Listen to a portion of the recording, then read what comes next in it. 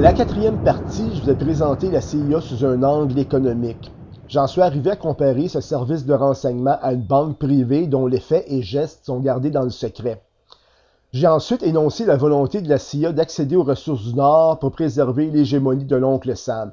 Bien sûr, quand on parle de ressources du Nord, ça comprend celles qui se retrouvent sur le territoire québécois. Quand on imagine ça, il serait difficile de croire que la CIA va cogner à notre porte pour annoncer ses couleurs.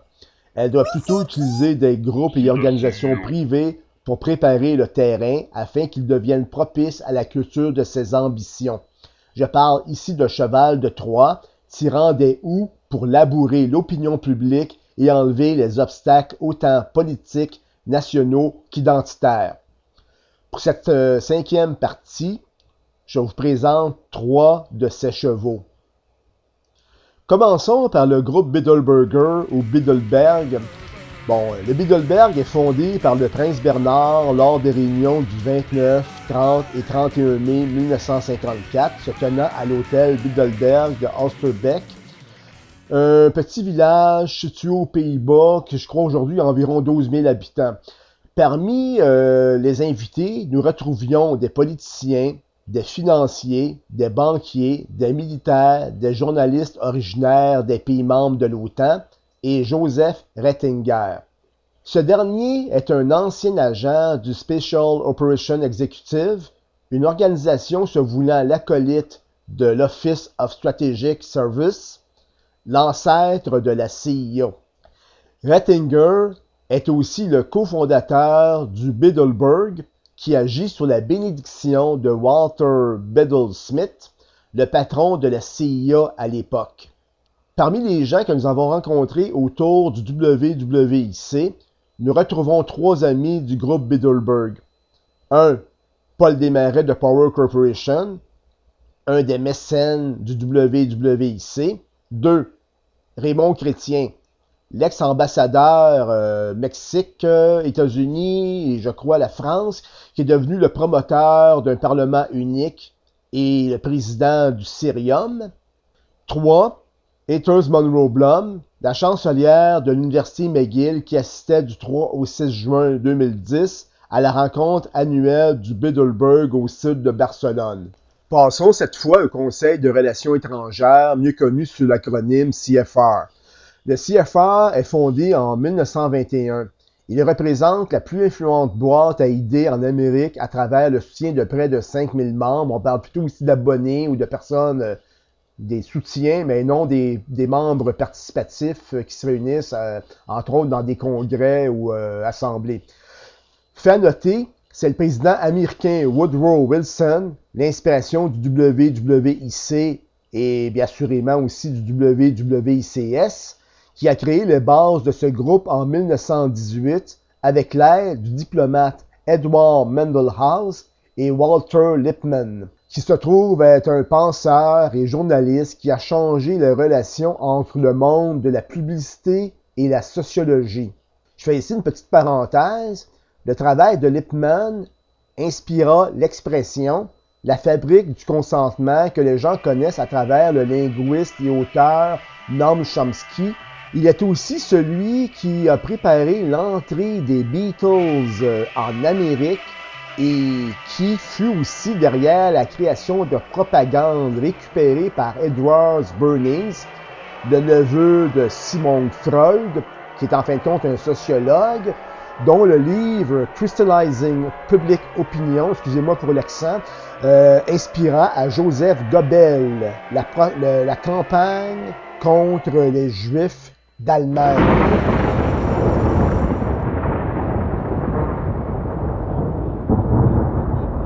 Revenons au CFR. Bien que ce groupe se veut essentiellement un groupe américain, ses membres aiment aussi le Canada. En septembre 2006, le CFR organise une rencontre sur la prospérité continentale dans le nouvel environnement sécuritaire qui se tient à l'hôtel Fairmont Banff Springs en Alberta. Cet événement devient une occasion pour nous rappeler que la création d'un Parlement unique exige aussi une union militaire et une uniformisation des lois qui encadrent les échanges économiques et la circulation des informations personnelles. À cette fin, la rencontre est coprésidée par George Shultz, l'ancien secrétaire d'État du président Ronald Reagan, et porte sur l'intégration profonde qui consiste principalement à éliminer la souveraineté nationale pour permettre l'édification d'une forteresse nord-américaine. Qui sont les invités?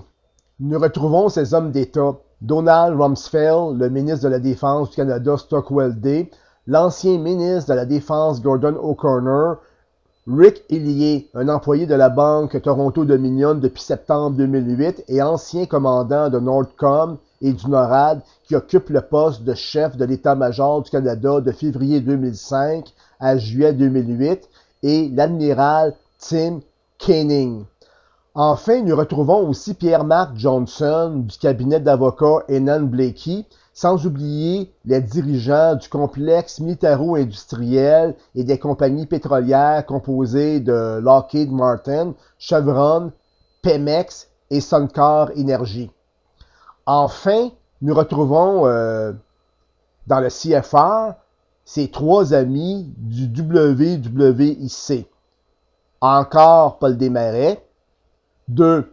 Gérard T. McCarthy de la CBC, un autre mécène du WWIC.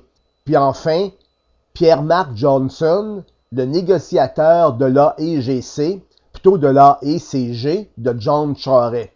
Derrière le CFR, nous retrouvons aussi l'ombre du North American Competitiveness Council, un groupe qui travaille à l'intégration économique du Mexique, des États-Unis et du Canada.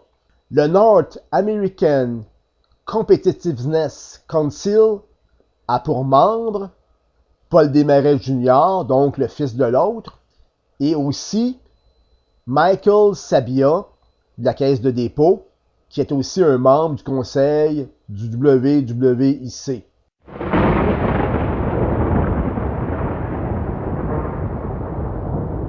Terminons avec la Commission trilatérale. Cette organisation privée fut fondée en 1973 par des dirigeants du CFR et du Bilderberg afin de faciliter une coopération entre l'Europe, l'Amérique et l'Asie.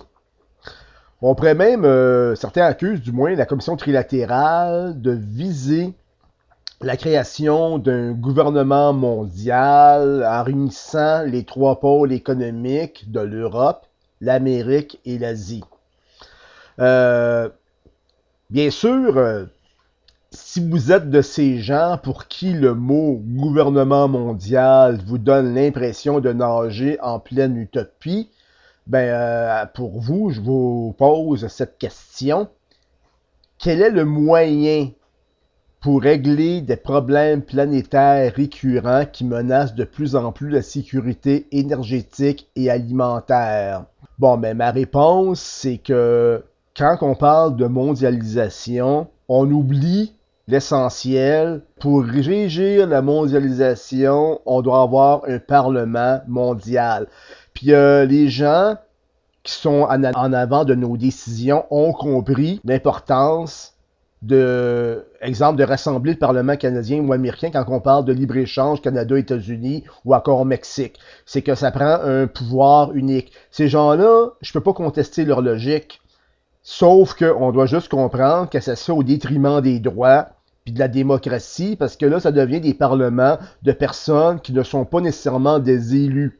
Puis même si ces gens-là l'étaient, souvent, ces gens-là sont élus par le pouvoir de l'argent ou encore par des populations qui ne sont pas informées de leurs objectifs et ambitions. Quand on parle de mondialisation, bien sûr, on va en arriver un jour ou l'autre à avoir un gouvernement mondial.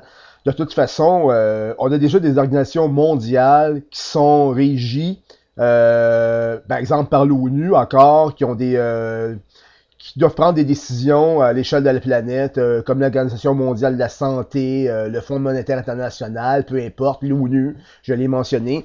Est-ce que c'est notre destin d'avoir un gouvernement mondial ou est-ce qu'on préférerait vivre avec les conséquences désastreuses qui vont se multiplier assurément dans les prochaines années? parce qu'entre autres, on est devant des problèmes qui remettent même en question la sécurité alimentaire. Puis on sait aussi qu'il y a une inflation assez importante sur les alimentations qui sont en train de se produire actuellement au Canada, sans doute aussi aux États-Unis et en Europe, parce que maintenant, il faut mentionner qu'on spécule sur la nourriture. Parce que la nourriture est un bien, puis la nourriture est à la bourse. Bon, tout ça, on va laisser ça en arrière de nous. Le problème n'est pas de constater que pour régler des problèmes importants, il faudra opter pour des solutions radicales, mais de croire que les problèmes qui s'accumulent servent avant tout ceux qui rêvent de nous imposer leurs solutions. Ainsi que les gens qui veulent, exemple, instaurer un nouvel ordre mondial, ou encore un nouvel ordre économique mondial, géreraient leur pouvoir afin d'en arriver à un chaos qui nous pousserait vers un ordre. C'est un peu comme, on pourrait dire, exemple, la santé, Jean Charest.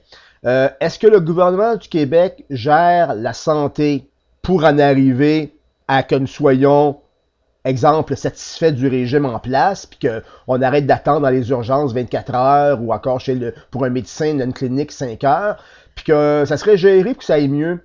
Mais dans le fond, on a des fois l'impression que, exemple, quand on prend l'exemple de John Charest, qu'on gère la santé dans le but de nous faire comprendre qu'il serait préférable de privatiser.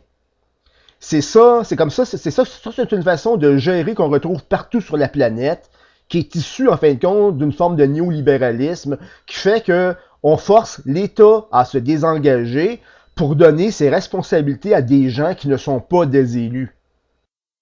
Continuons pour Daniel Estulin, auteur et enquêteur adulé par nul autre que Fidel Castro et dénigré par d'autres, bien sûr.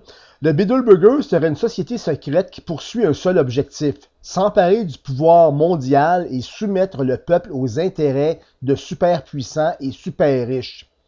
Ainsi, le Bilderberg œuvrerait à créer une société mondiale à deux vitesses, une élite post-industrielle de super riches et puissants, en fait, un genre de noblesse, en quelque sorte, et une grande masse anonyme qui travaille pour eux et consomme leurs produits.